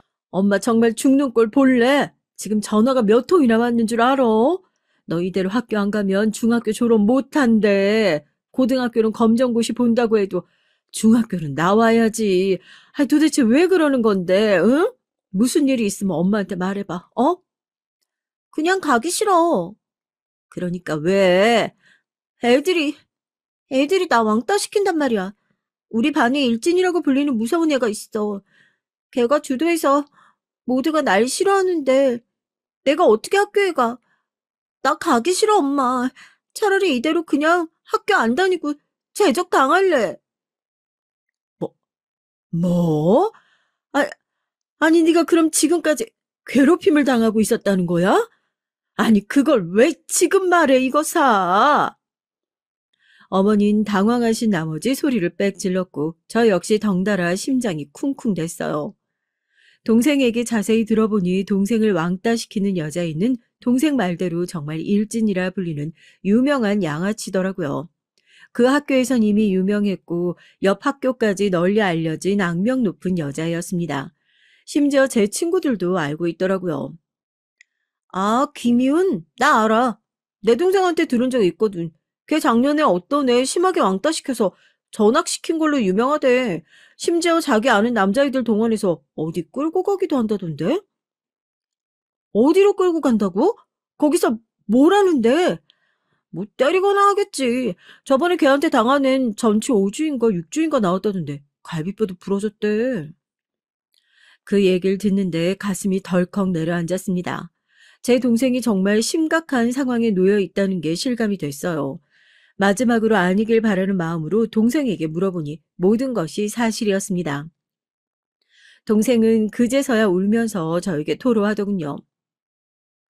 언니, 나 모텔 끌려가서 몇 번 맞았어. 걔가 내 안경 벗기더니 무지막지하게 때리더라고. 걔 말고도 몇 명 더 있었어. 모르는 남자애들도 있었고 너무 수치스러웠어. 너무 힘들어서 언니한테 말도 못했어. 미리 말 못해서 미안해, 언니. 여기 멍자국이야. 동생이 옷을 올려 이곳저곳 붉고 푸르게 멍든 자국들을 보여주는데 너무 속이 상했습니다. 눈물이 왈칵 솟으며 도저히 그 여자의 일당을 가만히 두고 보고 있을 수가 없겠더군요. 그래서 전 다음날 바로 동생의 학교를 찾아갔고 그 여자애를 불러달라 말했습니다. 하지만 너무 어처구니 없는 일이 뒤이어 벌어지더군요. 바로 그 여자애가 미리 손을 쓴 것이었어요. 동생을 가학적으로 괴롭힌 여자인 이미 학교를 자퇴했고 유학을 갈 예정이라고 들었습니다. 결국 저나 동생이나 정당한 사과를 받을 기회를 영영 놓치고 만 것이죠. 전 너무 억울해서 위원회라도 열고 싶었지만 동생은 더 이상 이곳에 있고 싶지 않아 했어요. 그 사건을 떠올리는 것만으로도 괴로워하고 있었고 정신적인 문제가 아주 심각했습니다. 그 뒤로 저와 엄만 동생을 위해 전학을 결정했어요. 이왕 떠나는 거 아예 새로운 지역에 정착하기로 했고요. 엄마 역시 오래 일한 식당을 떠나기로 결심하셨는데 저희 가족 모두 동생이 이왕이면 새로운 곳에서 모든 걸 잊고 새 출발하길 바랬기 때문입니다. 물론 저도 새로운 학교에 적응해야 하는 만큼 부담감은 있었지만 동생을 위해서라면 괜찮았어요. 동생이 그저 나아지기만을 바랬죠. 아주 오랜 시간이 걸렸습니다. 동생은 그 사건을 겪고 난 이후 한동안 우울증이 심해 집 밖을 나가지도 못했고 학교에 갈 엄두도 내지 못했어요. 정신과 치료를 받고 약을 복용하면서부터 조금씩 밖에 나가 산책도 하고 저와 얘기도 했죠. 그렇게 오랜 시간이 지나서야 회복된 동생은 다시 공부를 열심히 해서 저를 따라 좋은 대학에 입학까지 했어요. 동생의 대학 입학식 날 축하해주기 위해 저희 가족이 다 같이 참석했는데 얼마나 눈물이 나든지 저도 모르게 감격에 복받쳐 엉엉 울고 말았습니다. 그간 동생이 얼마나 힘들어했고 고생을 했는지 알고 있었으니까요. 저는 학자금 대출을 신청해 학교를 다니면서 틈틈이 아르바이트로 돈을 모았는데 그 돈을 동생에게 주기로 했습니다. 동생 역시 저처럼 빠듯할 테니 돈 걱정하지 말고 공부했으면 해서요. 그날 동생과 저는 오랜만에 이런 따뜻한 대화를 나누기도 했는데요. 언니, 이런 걸 왜 나를 줘? 언니가 힘들게 모은 건데. 너라도 덜 쪼들리게 생활해야 내 마음이 편해서 그래. 내 마음 편하라고 주는 거니까 받아. 언니가 항상 응원하는 거 알지? 알지. 고마워, 언니. 나도 우리 언니 항상 응원하고 있어. 내가 이 돈은 10배, 아니 100배 불려서 언니한테 갚을게. 그래서 언니 이쁜 옷도 사주고 차도 사주고 집도 사줄 거야. 말만 들어도 좋다. 동생은 오랜만에 보이는 미소로 화답을 하더군요. 그 후 동생에게서 잘 살고 있다는 안부 연락을 받으며 전 그제야 마음을 놓을 수 있었습니다. 그리고 저도 취업 전선에 뛰어들어 여느 취준생처럼 열심히 공부를 했어요. 하지만 아무래도 혼자 준비를 하다 보니 한계가 있더라고요. 같이 공부할 모임이 필요하겠다 싶었는데 저와 같은 과 수업을 듣는 친구가 그러는 겁니다. 자신이 대기업에 가기 위해 같이 공부하는 모임이 있는데 사정상 빠지게 됐으니 자기 대신 들어가 달라고요. 저한텐 좋은 기회였기에 흔쾌히 좋다고 수락하며 그 자리에 들어가게 됐어요. 대기업을 목표로 하는 친구들이어서 그런지 첫인상은 충격적일 정도로 놀라웠습니다. 다들 이력이 대단하더군요. 유학을 갔다 온 친구도 상당수 있었고 영어 점수도 저보다 높았어요. 그중 가장 눈에 띄는 사람이 저희 남편이었고요. 서울의 상위권 세 손가락 안에 드는 대학을 나온 남편은 모임 사람들 중에서도 가장 좋은 스펙을 가지고 있었습니다. 거기다 외모 또한 준수했죠. 남편은 미국에서 오랜 기간 살다 왔고 금융 쪽 기업을 노리고 있었는데요. 그래서인지 재테크니 뭐니 그 당시 제가 잘 모르는 분야를 아주 빠삭하게 알고 있었습니다. 어려운 용어들을 사용해가며 열정적으로 설명하는데 알아들을 순 없지만 은근 멋있다는 생각이 들었죠. 그리고 그런 남편이 저를 딱 집어 좋아한다고 대놓고 호감을 표현하니 자연스레 마음이 가기 시작했습니다. 그렇게 서로 원하던 회사에 들어가서 일을 하다가 사귄 지 1년째쯤 남편은 다짜고짜 프로포즈를 했어요. 저는 좀 당황스러웠죠. 이제 20대 중반이고 아직 남편이나 저나 회사에서도 신입티를 겨우 벗은 위치였거든요. 더군다나 전 학자금 대출까지 있었으니 빚이 더 많았습니다. 여러모로 아직 결혼을 하기엔 시기상조란 생각이 들었죠. 소은아, 우리 결혼하자. 오빠, 내가 전에 말했잖아. 아직은 우리 결혼하기 너무 이르다고. 결혼은 20대 후반 정도에 생각해보면 안 될까? 난 대출도 갚아야 하고 돈도 모아야 돼. 결혼하려면 어느 정도 나도 들고 가야 될 돈이 필요한데, 오빠도 알다시피 우리 집은 그런 거 대줄 형편이 안 돼. 돈 때문이면 걱정하지 말라니까. 그런 건 내가 다 알아서 할게. 그냥 넌 몸만 오면 돼. 우리 엄마 아빠도 괜찮다고 하셨어. 우리 가족은 이미 널 가족으로 생각하고 있다고. 당시 남자친구였던 남편은 끈질기게 설득했습니다. 만나면 매일 결혼 얘기뿐이었죠. 남편이 하도 닥달을 하니 남편의 말에 한 번은 저주자는 생각으로 시댁을 찾아갔어요. 시부모님의 첫인상은 생각보다 무척 좋았습니다. 몸만 오는 며느리 누가 달갑겠냐 싶었는데 예상외로 너무 부드럽고 온화하셨어요. 거기다 시어머니는 요즘 결혼이 늦춰지는 추세가 너무 아쉽다면서 결혼은 한 살이라도 어릴 때 하는 게 맞다고 저희의 결혼을 적극 찬성하고 나서셨습니다. 절 벌써부터 아가라고 부르시더군요. 시아버지 역시 제가 편모 가정 아래서 자란 게 대견하다며 인상부터 똘똘하고 생활력 강해 보이는 것이 마음에 든다고 하셨고요. 솔직히 뭐라고 대답을 해야 할지 몰라 난처했지만 일단은 어른들이니 장단은 맞춰드렸던 것 같습니다. 결정적으로 그날 대화에서 시부모님은 며느리가 한 살이라도 어릴 때 아이를 낳는 것을 원하셨는데 그 부분에선 저와 생각이 같았기 때문에 저도 진지하게 결혼에 대한 생각을 다시 하게 됐죠. 남편 역시 마찬가지였습니다. 당신도 아기 갖고 싶다고 했잖아. 나도 아이에 대한 로망이 있고, 난 얼른 우리 가정 꾸려서 든든한 울타리가 되어주고 싶어. 아이한테도 책임감 있는 아빠가 되어주고 싶고. 당신 내가 전에 말했던 거 기억나? 어렸을 때부터 내 꿈은 대통령이나 그런 거창한 게 아니라 아빠가 되는 거였어. 우리 아버지처럼 다정한 부모가 돼서 아이 기르고 알콩달콩 단란한 가정 만들며 사는 게 꿈이었다고. 진심이 가득 담긴 남편의 눈빛과 말은 꽤 설득력이 있었어요. 전 거기에 넘어갔고 결혼을 결심하게 됐죠. 다만 이 과정에서 조금 혼란스러운 일이 생겼는데 상견례장에 원래 참석하기로 했던 신우가 비행기 연착으로 인해 오지 못하게 된 겁니다. 뉴질랜드에 거주하고 있다고 하는 신우이는 비행기 사정으로 오지 못하게 됐다며 저희에게 영상통화를 걸었어요.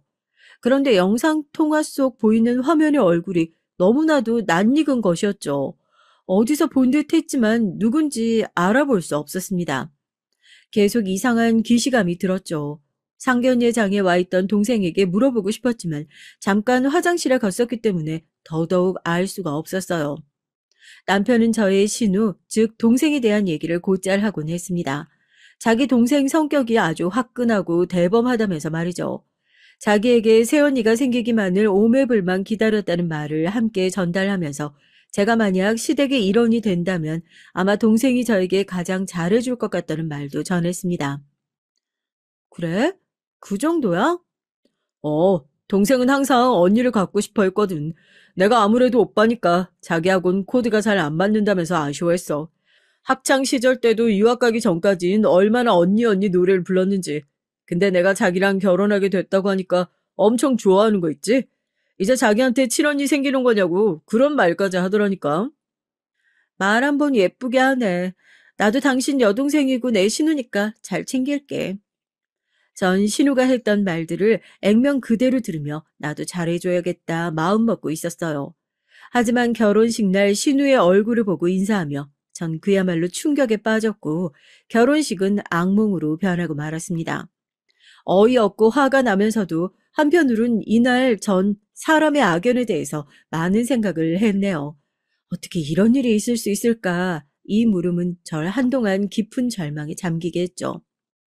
어머, 안녕하세요. 상견례에 못 가서 이렇게 만나 뵈네요. 제가 외국에 있어서 그동안 직접 만나서 인사도 한번 못 나눈 게 아쉽네요. 저 이제 한국 들어오니까 앞으로 자주 만나요, 새언니. 새언니라고 불러도 되죠? 일단 예상하셨겠지만 신우는 제 동생을 지옥으로 밀어넣었던 그 가해자 여자아이였습니다.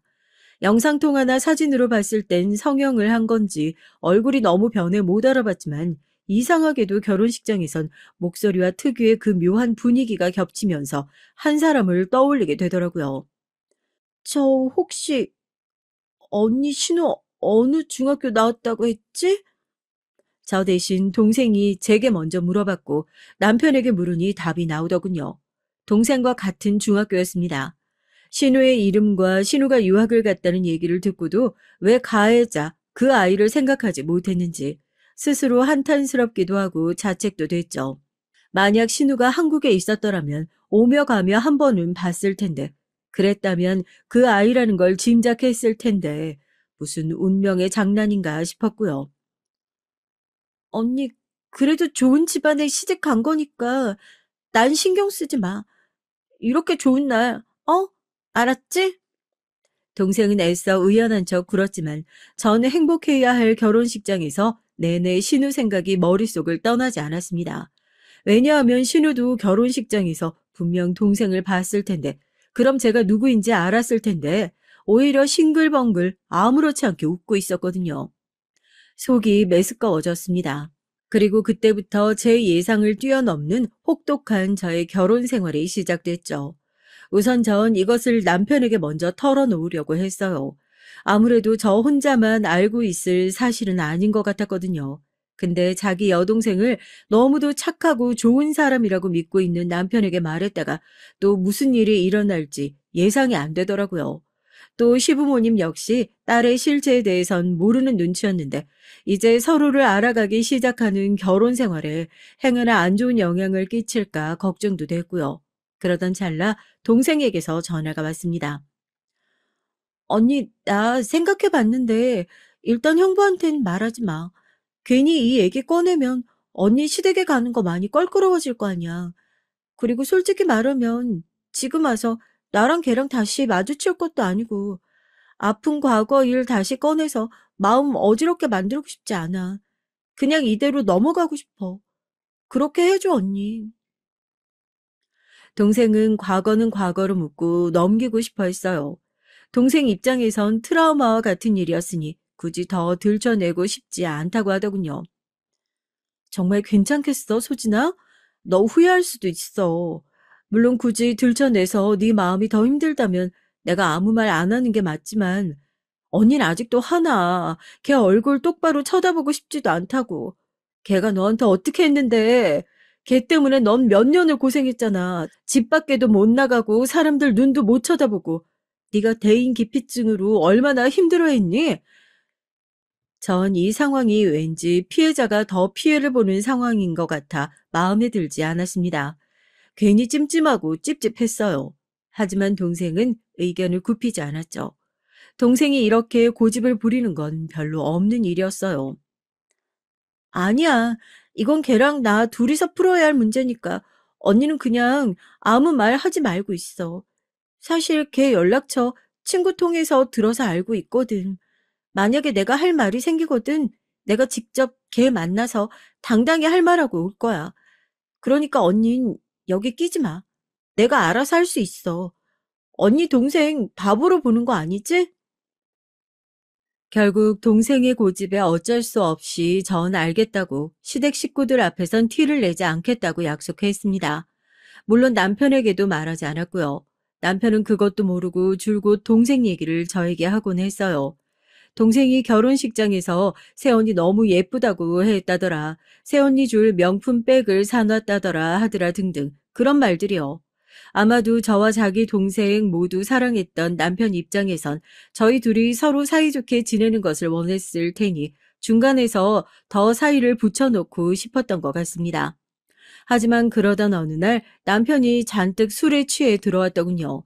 남편은 제게 왜 진작 말하지 않았냐며 말문을 열었습니다.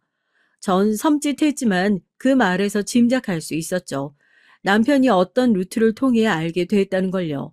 아마 신우이가 이실직고 했을 가능성이 높았습니다. 당신 속으로 얼마나 힘들었어.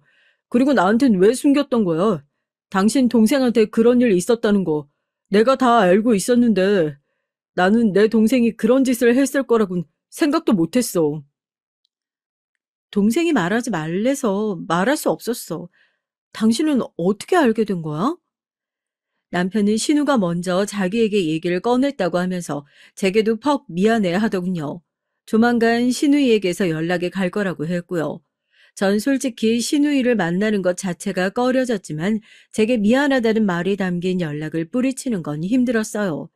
일단 만나서 무슨 얘기를 하는지 들어보기로 했죠. 가기 전까지도 많은 고민을 했지만 어찌됐든 나가게 됐습니다. 동생에게도 물어봤는데 동생은 만남을 피하고 싶어 하더라고요.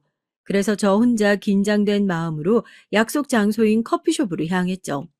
커피숍 안에서 시누이는 저를 먼저 기다리고 있었습니다. 옆엔 시어머니와 시아버지까지 함께 앉아 계셨고요. 제가 들어오자 시누인 눈물을 똑똑 흘리며 제게 미안하다고 하더군요. 새언니, 미안해요. 내가 과거엔 너무 철이 없었어요. 그게 센 건 줄 알고. 아가 미안하다. 나는 그런 일이 있었을 거라곤 주어도 생각하지 못했어. 자식 교육 못 시킨 내가 잘못이다. 시아버지인 신우보다 더 미안한 얼굴로 곁들여 미안하다는 말씀을 전해주시고 제 손을 잡으시더군요. 기회가 된다면 직접 제 동생에게 꼭 사과를 하게 하고 싶다고요. 동생이 만남을 거부했기 때문에 이 자리에 동생을 끌고 나오진 않았지만 일단은 시아버지의 진심 어린 말과 신우의 사과에 약간은 마음이 풀렸습니다. 말 한마디로 용서한 건 아니었고 사실상 진짜 피해를 입은 건 동생이었지만 나중에 동생이 마음의 준비가 된다면 진심 어린 신우의 사과를 받는 것도 나쁘지 않겠다고 생각이 들었어요. 새언니 꼭 전해주세요. 제가 정말 미안해 한다고. 제 잘못 정말 뉘우치고 있다고요. 전 이때만 해도 신우의 말이 모두 진심일 거라고 믿고 있었습니다. 그렇지 않다면 제게 구태여 사과할 자리까지 만들 필요가 없었으니까요. 그러나 신우의 본성이 드러난 건 얼마 걸리지 않았습니다. 시어머니 역시 마찬가지였고요. 일단 저희가 결혼한 지 얼마 안 되어 비보가 있었어요. 그날 따뜻하게 제 손을 잡아주셨던 시아버지가 너무나 갑작스럽게 돌아가신 일이 발생하고 말았습니다. 시아버지와는 많은 추억이 있진 않았지만 남편을 통해 좋은 분이라고 들었고 꾸준히 회사를 운영하시며 가족만을 위해 사신 분이라고 들었기에 저도 마음이 안 좋았어요. 어쨌든 저의 시아버지니까요. 장례식장에선 남편도 시누이도 시어머니도 모두 마음을 가누기 힘들어했습니다. 특히 시어머니는 울면서 몸도 가누지 못하고 정신도 차리지 못하셨는데 그런 시어머니에게 제가 물도 떠다 드리고 하면서 시어머니를 열심히 챙기기에 바빴죠. 결혼하고 얼마 안 되어 생긴 일이라 저도 당황스럽고 혼란스러웠습니다. 남편은 그 후 좀 더 바빠졌어요. 시아버지께서 남편에게 회사를 물려주기로 이미 유언장을 써 놓으셨기에 회사가 자연스레 남편에게 넘어가게 되었거든요. 남편은 자신의 아버지의 뜻을 받들어 열심히 해야겠다고 하면서 열의를 불태웠고 전 그런 남편이 안쓰러웠지만 옆에서 묵묵히 챙겨주는 걸로 대신했습니다. 시어머니가 가끔씩 정신적으로 힘들어하셔서 제가 가끔 시댁에 가서 반찬이며 뭐며 해드렸고요. 그리고 그렇게 아버님이 돌아가시고 난 뒤 맞이한 첫 시댁 행사는 바로 시어머니의 생신이었는데요. 이 날을 기점으로 전 시댁의 진짜 얼굴을 보게도 했어요. 시어머니가 그 전주에 기니 할 말이 있다며 절 부르시더군요. 당시 시어머니 얼굴엔 이상하게 활기가 돋아 있었습니다. 아무래도 예약한 식당 거기 취소해야겠다. 네? 왜요, 어머님? 스케줄에 문제 생겼나요? 아니, 다름 아니고 그 한식당 말이야. 평이 안 좋더라고. 아니, 포털 사이트 리뷰 글들을 몇 개 봤는데 음식 가짓수도 적고 식기도 싸구려를 쓰는 것 같다고. 아, 그래요? 제가 검색했을 땐 가격 대비 평도 좋고 그 동네에서는 맛집으로 소문도 나 있고 그래서 고른 건데 어머님도 전엔 마음에 들어 하셨잖아요. 그럼 다른 곳으로 알아볼게요. 아이고, 너는 무슨 말귀를 이렇게 못 알아먹냐? 다른 곳으로 알아보라는 게 아니고 네가 준비를 하라는 거지. 네 남편 죽고 마음이 이토록 어렵고 힘든데 네가 좀 며느리 역할을 해야 되지 않겠니? 아이 그런 좁은 한정식 식당 룸 안에서 좁게 다닥다닥 붙어 앉아서 생일을 축하받아야겠어. 내 생일은 네가 정성껏 한번 준비해봐라. 우리 아들한테 듣기론 너 음식 솜씨가 제법이라며? 그 실력 발휘 여기서 한번 해보라고. 아, 그게 솔직히 부담스러워서 거절하고 싶었어요. 제가 하는 요리는 보통 저희 또래 친구들을 대상으로 하는 요리가 많았고, 전 양식 위주의 요리를 잘하는 편이었거든요. 한식은 그냥 평범한 주부 수준이었기에 어머님 생신상은 자신이 없었습니다. 그래서 사실대로 말씀을 드리니까 시어머니는 어떻게든 해볼 생각을 해봐야지. 아, 왜 하기 전부터 포기를 하려고 드니? 이러면서 준비를 해보라고 난리를 치더라고요. 눈치를 보니 은근히 기대를 하고 계시는 것 같고요. 그래서 부담스럽고 싫지만 처음이고 밉보이기 싫으니 전 알겠다고 말하곤 인터넷을 보며 정성스레 생일상을 준비하게 됐습니다. 잡채부터 시작해서 갈비찜, 불고기, 샐러드, 굴비. 정말 지금 생각하면 결코 혼자 할 수 없는 양을 어떻게든 꾸역꾸역 준비를 해갔는데요. 남편도 놀라선 눈이 휘둥그레지더라고요. 아니, 당신 지금 이 요리를 설마 다 한 거야? 대단하다. 내가 이런 와이프를 두고 있었다니 엄청 자랑스러운데? 사실 우리 엄만 요리 솜씨가 별로여서 2가지 이상 음식을 안 내놨거든. 그것도 간이 너무 짜거나 너무 싱거웠고. 나 미국 가기 전엔 거의 반찬 가게에서 사 먹었는데. 난 당신 만나서 진짜 복 받았다. 아유, 그 정도 아니야. 그냥 몇 가지 해봤어. 근데 나도 처음이라 입맛에 맞을지 모르겠다. 어머님이 좋아하셔야 할 텐데. 그날은 그렇게 남편의 칭찬에 기분이 잔뜩 좋아져 시댁으로 향한 날이었습니다. 도착해선 하나하나 정성스레 준비한 음식을 다시 데워서 준비된 상에 놓고 있었죠. 근데 아플싸 저도 한식이 처음이다 보니 실수를 했더라고요. 불고기를 다시 끓인 후 간을 보니까 국물이 졸여지면서 많이 짜게 됐어요. 생신상이기도 하니 물을 더 넣고 끓여야 하나 고민하던 중이었습니다. 그런데 그때 갑자기 젓가락을 들고 온 신우가 불고기를 맛보더니 눈을 찌푸리는 거예요. 그리고는 휴지에 불고기를 다시 뱉더라고요. 너무 놀라서 신우이를 보니 이러는 겁니다. 아우, 새언니, 우리 엄마 고기 너무 많이 먹으면 안 되는데. 아, 특히 이런 기름진 건 더더욱 안 돼요. 엄마 건강 생각해서 식단을 짜셨어야죠. 아, 이렇게 만들어가지고 뭐 어떡해요? 엄마, 아, 이 불고기 좀 봐봐. 아, 세상에. 아, 이게 말이나 돼? 너무 짜서 소금탕 같아. 못 먹겠네, 진짜. 싸그리 버려야겠어. 야, 너는 돕지도 않으면서 무슨 말이 많아? 그만 못해?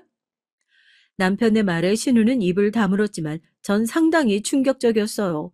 과거에 제 동생에게 지은 죄도 있으면서 왜 저런 얄미운 행동을 하는지 이해할 수가 없었죠. 근데 여기서 더 가관인 건 시어머니였습니다.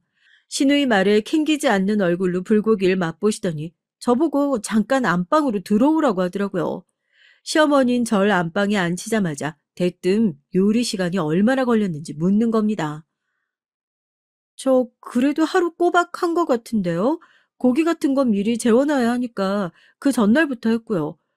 근데 제가 불고기 요리를 많이 안 해봐서 실수를 한 것 같아요. 참, 실수고 자시고 내가 이걸 어찌 말해야 할지. 이런 거 말하면 내가 괜히 꼬장꼬장한 시어머니 된 기분이라니까. 그래서 어떻게 말해야 할지 고민인데, 아유, 모르겠다. 내가 윗사람이니 그냥 솔직하게 말하마. 불고기만 말하는 게 아니고 내가 아까 네가 해온 요리들 간을 좀 봤는단 말이야. 너무 바깥에서 파는 맛이더라. 조미료를 대체 얼마나 왕창 들이부은 건지 모르겠지만 생신상도 그렇고 네가 앞으로 책임질 제사상도 그렇고 그럼 안 되는 거야. 요리는 무엇보다 정성인데 조미료 부어서 맛있게 만들 거면 우리가 밖에서 사다 먹지 뭐하러 너를 시켰겠니? 하나 시키면 알아서 판단을 할래라고 믿었거늘 왜 그리 사리 분별이 떨어져? 어머님, 저 조미료 별로 안 넣었어요. 굴소스 정도 넣긴 했는데 절대 과한 양은 아니었고요. 저희 집안 간이 조금 센 편이라 거기에 맞게 준비한 건데 뭔가 오해가 있으신 것 같아요. 그리고 제사상이요? 혹시나 해서 여쭤보는 건데 제사상도 저 혼자 다 해야 하는 건가요? 그럼 그걸 질문이라고 하니?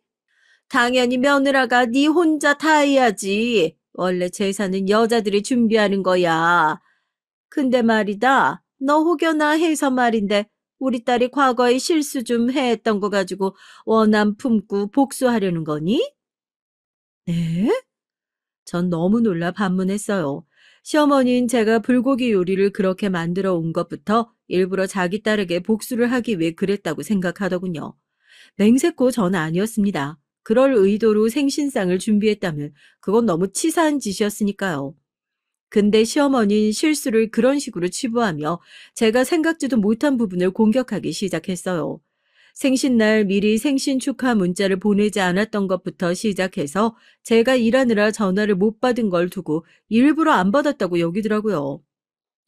우리 딸이 잘못한 건 맞지만 이런 식으로 시어머니를 매기는 건 도리가 아니지. 너도 그건 알아둬야 된다. 전 억울해서 맹세코 아니라고 말했지만 시어머니는 어쩐지 이미 자기 아내 사고에 단단히 갇혀 말이 통하지가 않았습니다. 나중엔 제가 이걸 왜 해명해야 되나 싶어 눈물이 나올 것 같더라고요. 뒤늦게 들어온 남편이 그 상황을 보고는 시어머니와 절 떼어놓아 끝나긴 했지만 전 어이가 없어서 말문이 막혔죠. 생신이 시작되기도 전 기분이 너무 잡치더라고요. 식사 내내 시누이는 불평불만 투성이었습니다. 잡채가 너무 달다, 설탕이 너무 많이 들어간 것 같다, 불고기는 너무 짜다, 시어머니보다 더 조목조목 따지고 드는데 정말 한 대 때리고 싶은 심정이 됐어요. 시어머니 역시 자기 딸이 저러고 앉아있는데도 그냥 맞는 말이라며 맞장구를 쳐주고 있었고요. 전 어디까지 참아야 할지 몰라 부글부글 끓는 속을 내내 끌어안고 있다. 급기야 식사 마지막쯤엔 폭탄을 터뜨렸습니다. 새언니, 다음부턴 그냥 나랑 같이 준비해요. 아, 이럴 줄 알았으면 새언니한테 안 맡겼죠. 내가 알아서 다 했지. 아무튼 그렇게 알아요. 아, 난 도저히 못 먹겠네. 밖에서 소화제 좀 사갖고 올게요. 아, 왜 이러는지 모르겠는데 속이 너무 울렁거려. 이상한 음식을 먹어 그런가? 아가씨, 너무한 거 아니에요? 그럼 진작 같이 하자고 하시든가요. 왜 음식 가지고 사람 면전에 대고 이런 못된 말들을 하는 건지 도무지 이해가 안 되네요. 저한테 이러는 거 너무 예의 없는 짓 아니에요? 배운 사람이 도대체 왜 이러는 거죠? 제가 제 동생한테 한 짓 참아주는 것만으로도 아가씨는 고맙게 생각해야죠. 어따 대고 평가질이에요? 그러자 제 말에 신우와 시어머니는 다다다 일제히 공격을 퍼버댔습니다. 지난 일로 역시나 원한이 있었다면서 말이에요. 이런 말 그렇지만 그 순간만큼은 제가 왜 장례식 이후에 그토록 시어머니를 챙겨드렸는지 후회가 되더군요. 하지만 여기서 고마웠던 건 남편이 대신 제가 하고 싶은 말을 속 시원하게 퍼부어 줬던 겁니다. 괜히 우물쭈물하며 아내 속 답답하게 하는 남편들도 있다고 하는데 다행히도 저희 남편은 그러진 않았어요. 자기가 사랑했던 여동생이라 할지라도 아닌 건 아니라고 칼을 긋더라고요. 준이, 너 지금 뭐 하는 거야?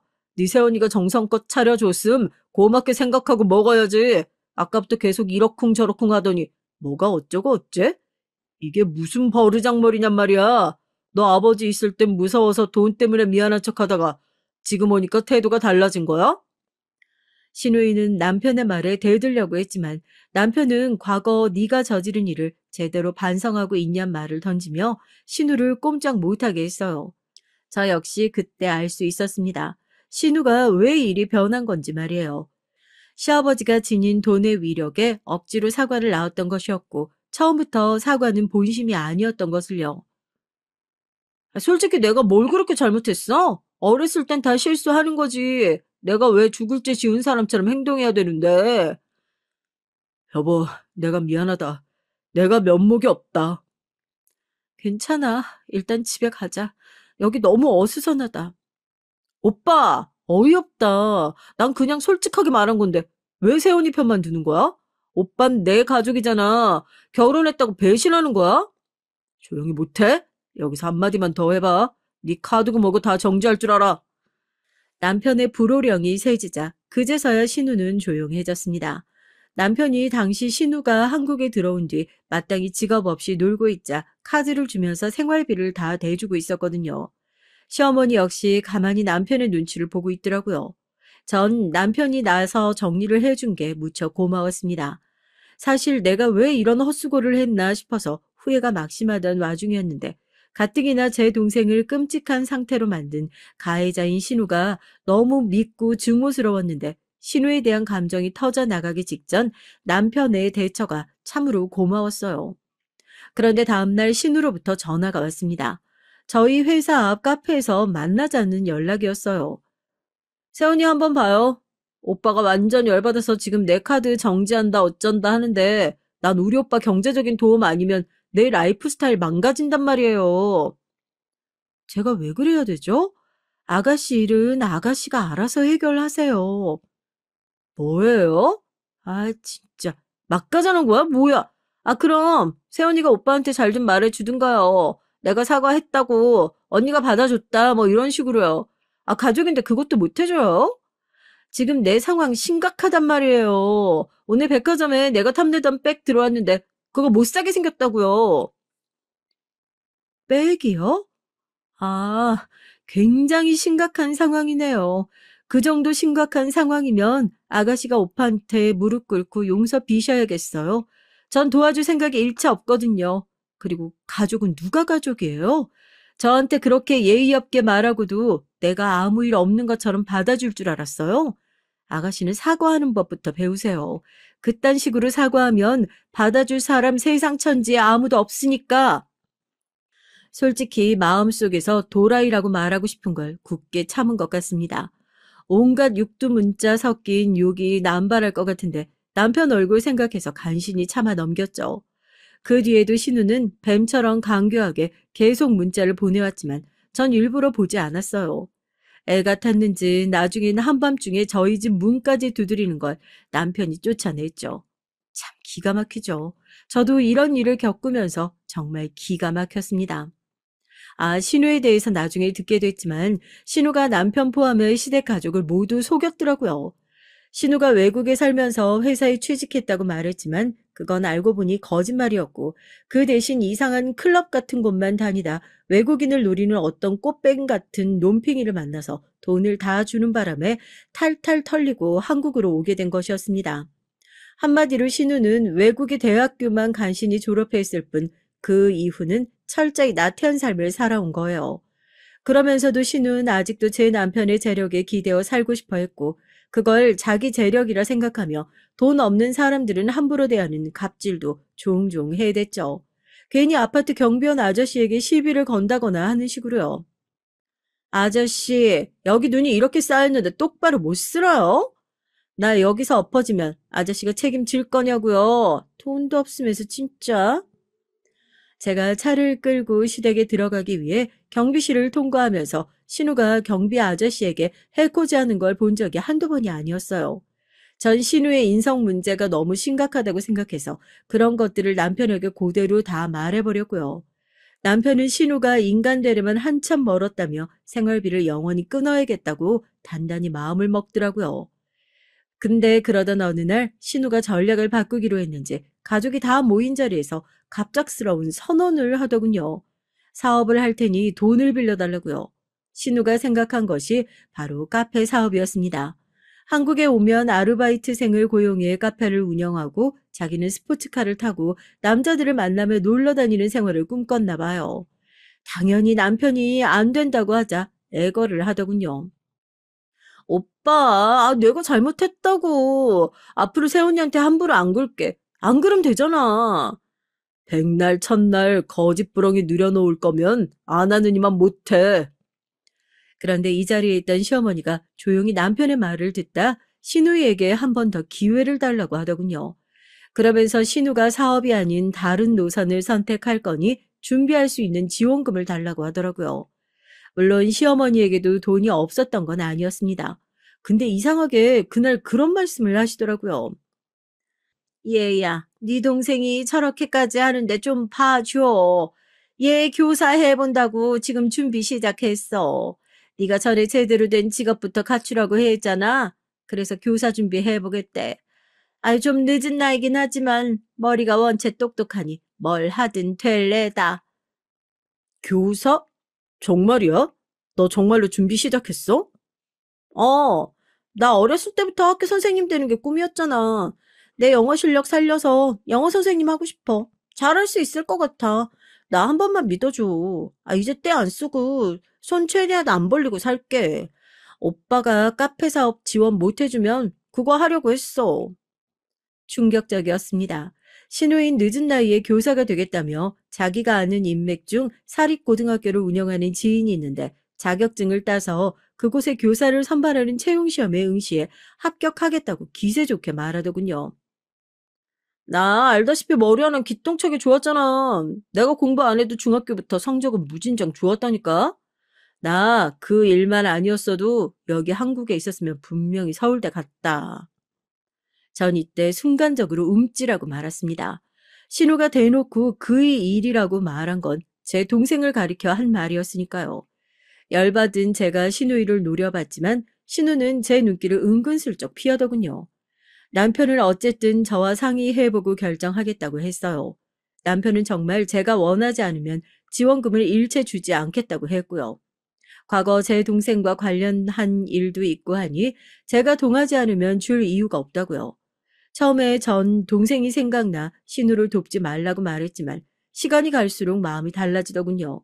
왜냐하면 남편이 신우를 지원해주고 싶어하는 마음이 느껴졌거든요. 저한테 티는 내지 않았지만요.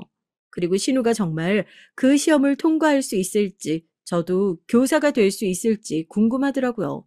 자기가 머리가 좋다느니 무조건 될 수 있다느니 하는 말들을 늘어놓으며 뻐겼는데 과연 그 결과가 어떨지 보고 싶었죠. 그래서 허락을 했고 신우는 시험을 준비하게 됐습니다. 그 후 전 아이를 낳고 남편은 회사에 전념하며 바쁘게 지냈어요. 제가 아이를 낳고 힘들어할 땐 동생이 직접 와서 간호도 해주고 많은 도움이 되어 주었죠. 동생은 저와 달리 결혼은 하지 않고 홀로 자기만의 삶을 살고 있었는데 전 그런 동생의 삶도 응원하고 있었습니다. 동생은 사업체를 꾸려 꽤나 승승장구하고 있었고 동생을 보면 저와 동생 모두 이젠 과거 어렸을 때와 달리 경제적으로 안정된 인생을 살고 있다는 생각이 들어 뿌듯하기도 하더라고요. 동생은 언제든 힘들면 자기에게 기대라며 친정 엄마 같은 면모를 보여줬습니다. 덕분에 육아가 덜 고됐죠. 이 점은 동생에게 아직도 고마운 부분이에요.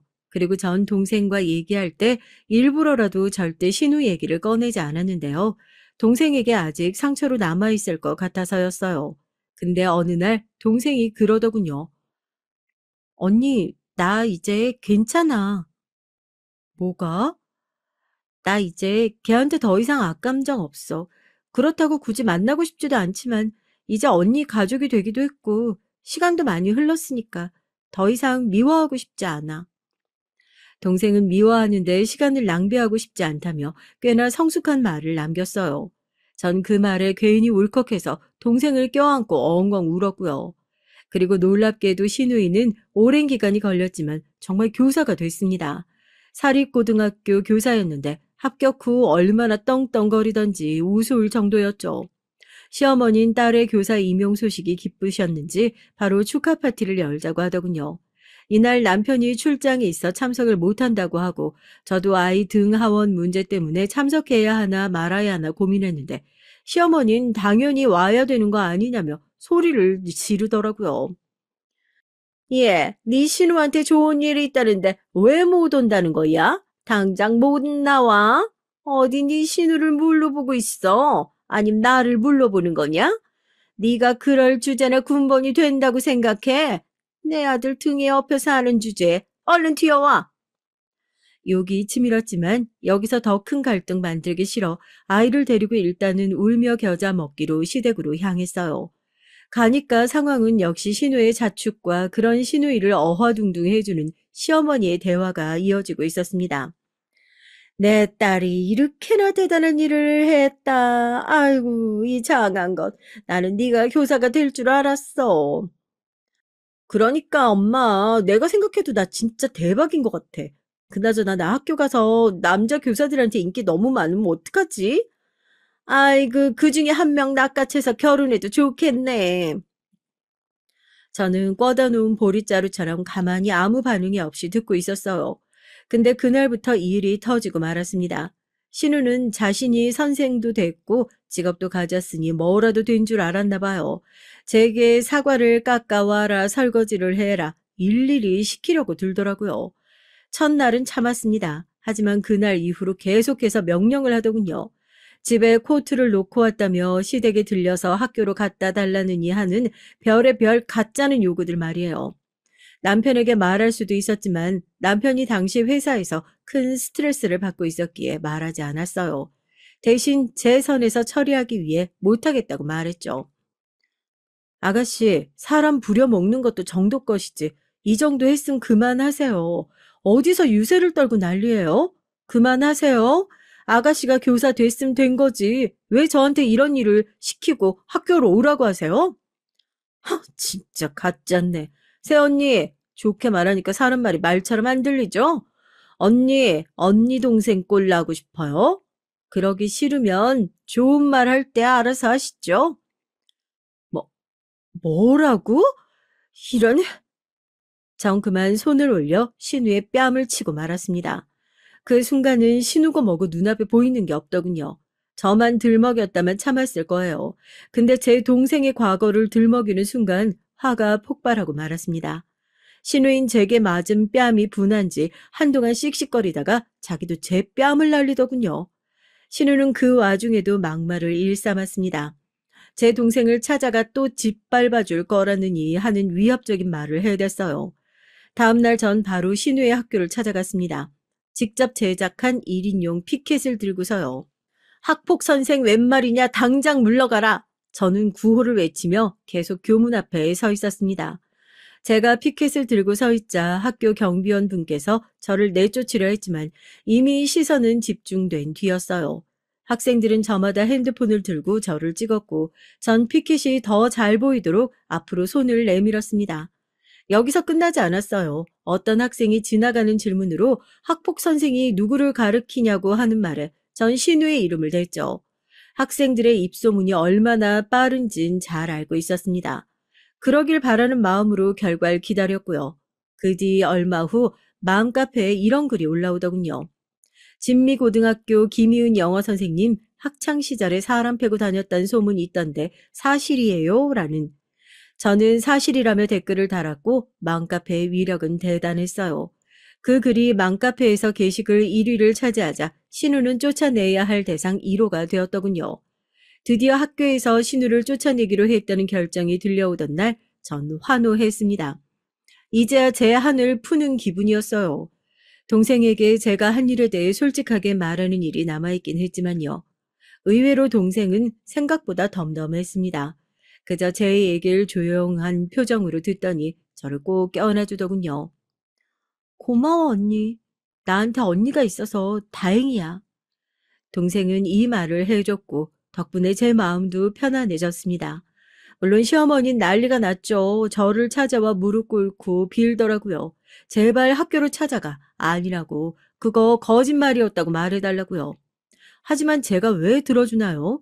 남편도 제가 한 일에 대해 잘했다고 말해주었으며 완전히 시댁과 연을 끊고 살기로 결심한 판에 말입니다.